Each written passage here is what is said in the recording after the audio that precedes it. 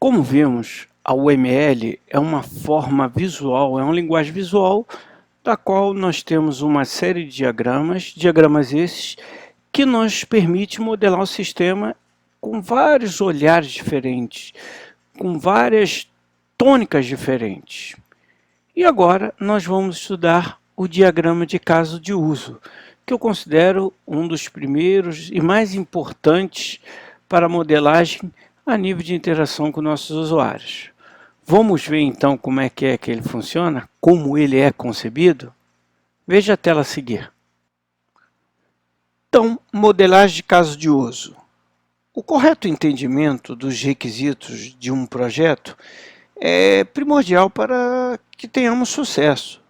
Existem diversas formas, certamente, de capturar e entender os requisitos de um projeto de software. Os casos de uso proporcionam uma visão geral dos requisitos, essencialmente dos funcionais, e são amplamente utilizados em projetos de sistemas orientados a objetos, né? A modelagem de caso de uso pode ser feita através dos diagramas de caso de uso da UML, descrito da seguinte forma, ou seja, o diagrama de caso de uso representa um conjunto de casos, atores e seus relacionamentos, quer sejam associações, generalizações e dependências, e tem como principais objetivos o quê? Definir o escopo do sistema. Esses diagramas podem ser utilizados para definir de uma maneira bem simples o escopo do sistema.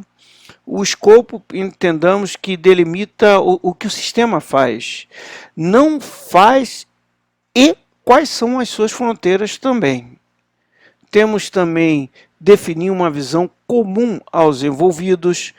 Este diagrama fornece uma visão que pode ser usada para que tanto desenvolvedores, usuários finais, especialistas de domínio, cheguem a uma compreensão comum sobre o comportamento esperado do sistema.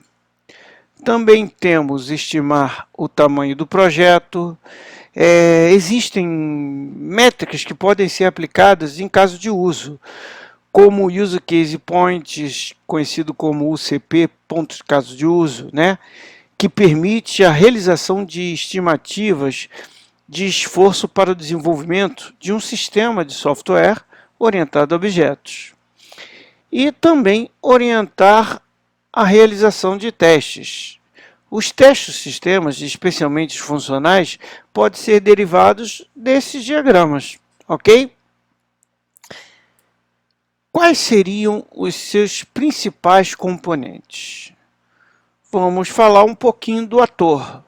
Um ator, o que ele é, na verdade? Ele representa um papel ou um conjunto de papéis desenhados por uma entidade externa ao sistema, que pode ser uma pessoa, né?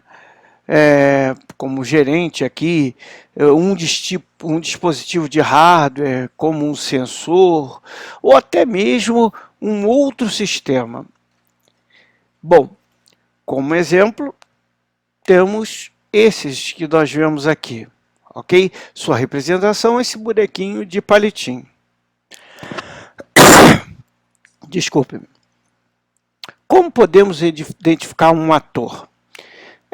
Para identificar um ator de um diagrama de caso de uso, podemos recorrer a algumas questões, algumas reflexões, como quem tem interesse nos resultados produzidos pelo sistema? Também quem utilizaria as funcionalidades desse sistema? Quem iria manter, administrar e fazer com que o sistema permaneça operando? Com quais outros sistemas esse sistema em questão irá interagir? Quem proverá suporte ao sistema em seu processamento diário? Essas respostas indicam fortes indícios de atores do sistema, são possíveis candidatos a atores do sistema, ok? Temos também que refletir nos principais equívocos na identificação de atores. Os mais comuns estão ligados a entidades internas do sistema,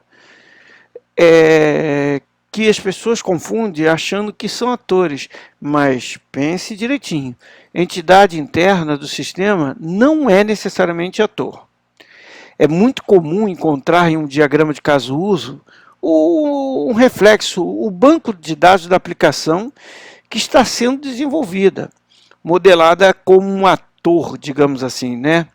Tal modelagem não está correta, pois pressupõe como autor uma entidade interna do sistema, ok? Muito cuidado com isso. Bom, vamos falar um pouquinho do caso de uso. O caso de uso é uma descrição de um conjunto de ações, inclusive variantes, né, que um sistema executa para produzir algum resultado de valor observável para um ator. Ele deve prover um valor tangível ao ator em resposta a uma solicitação, e cada caso de uso representa uma funcionalidade do sistema para algum ator, melhor dizendo. Um caso de uso especifica o comportamento de um sistema ou parte dele, sem que seja necessário especificar como esse comportamento será implementado. Graficamente, o caso de uso é representado por uma elipse, como você vê aqui. Todo caso de uso deve ter um nome que o diferencie dos demais casos de uso. O nome do caso de uso poderá ser um texto contendo qualquer quantidade de letras, números e a maioria dos sinais de pontuação, exceto sinais de 2 pontos. Na prática, os nomes dos casos de uso são breves expressões verbais e ativas. Pode-se classificar um caso de uso como de configuração, análise ou condução. Um caso de uso configuração envolve configurações iniciais do sistema e é geralmente executado com frequência, aliás, no início do sistema. Por exemplo, um cadastro de funcionários, produtos. Temos também os casos de uso de análise, que envolve produção de consultas, relatórios ou outras informações que possam ser utilizadas para alguma análise pertinente ao sistema. E, por fim, os casos de uso de condução, que envolvem as operações realizadas como a condução de negócios, executadas assim cotidianamente, como dar baixa de um produto, por exemplo. Mas como podemos identificar casos de usos? Olha, pode-se recorrer às seguintes questões, como quais informações o ator precisa ler, precisa criar, precisa deletar, destruir, modificar ou até mesmo armazenar do sistema. Quais as funcionalidades o sistema deve fornecer ao autor, o ator, por exemplo? Quais são as entradas e saídas desejadas? Para o caso de sistemas que já existem, quais são os principais problemas com a implementação atual do sistema? O trabalho do ator pode ser simplificado ou tornado mais eficiente através de quais novas funções do sistema? Existem equívocos também na modelagem de casos de uso. Os mais comuns são atribuir ao diagrama de caso-uso o papel de definição do controle de acesso ao sistema. Como assim, Oswaldo? Pense bem, um diagrama de caso de uso não define quem tem acesso ao que no sistema. Esse não é o objetivo. O relacionamento entre atores e os casos de uso apenas define qual o papel que o usuário do sistema assumirão quando estiverem no caso de uso. A utilização de diagrama de caso de uso como definição de controle de acesso da aplicação pode causar um crescimento exagerado do número de casos de usos e atores do diagrama. vai ter uma explosão de casos de uso de atores. Recomendações. Recomenda-se dar-lhe um nome capaz de comunicar seu próprio propósito, distribuir seus elementos para minimizar o cruzamento de linhas, que senão fica muito confuso, organizar seus elementos espacialmente de maneira que os componentes e papéis semânticos relacionados apareçam próximos fisicamente. Isso vai ajudar muito a implementação, a concepção desse diagrama. E por fim, vamos falar resumidamente dos relacionamentos, né? Aqui nós chamamos do componente associação. Pense bem, os atores podem estar conectados somente pelo relacionamento de associação. A associação entre o ator e um caso de uso indica que o ator e o caso de uso se comunicam.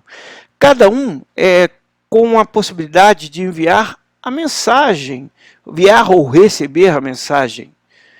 A representação dessa associação é uma semi-reta, como você vê aqui, né? Aberta em uma das extremidades, ok? Como temos no exemplo aqui, que nós podemos ver aqui, o ator cliente realiza pagamento, o ator cliente realiza saque e assim por diante. O gerente gerencia clientes, avalia associações de uso e assim por diante. Em outros vídeos veremos com mais detalhes os diversos tipos de associações possíveis e entre quais componentes isso é possível. Bastante fácil, né? Chegaremos a discutir em outros vídeos mais alguns diagramas.